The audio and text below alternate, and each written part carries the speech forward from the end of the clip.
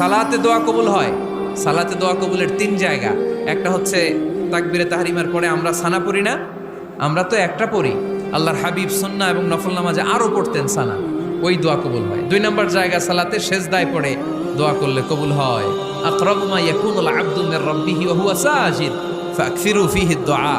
বান্দা যখন সেজদায় লুটিয়ে পড়ে, বান্দা আল্লাহর সবচেয়ে কাছে চলে যায়।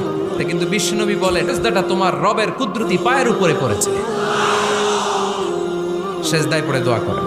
সালাম ফিরানোর আগে বিশ্বনবী দোয়া করতেন, লা ইউসাল্লিমান্না আহাদুকুম হাত্তা ইয়াতাআওয়াযা মিন আরবা'a। আল্লাহর হাবিব বললেন, 4 জিনিস থেকে পানাহ না আছে আমার কোন উম্মত যেন সালাম না ফিরায়। তারা যেন পড়ে, আল্লাহুম্মা ইন্নী আউযু বিকা মিন আযাবিল কবর, আউযু বিকা মিন আযাবি জাহান্নাম, আউযু বিকা মিন ফিতনাতিল মাহইয়া ওয়াল মামাত, আউযু বিকা মিন ফিতনাতিল মাসিহিদ দাজ্জাল।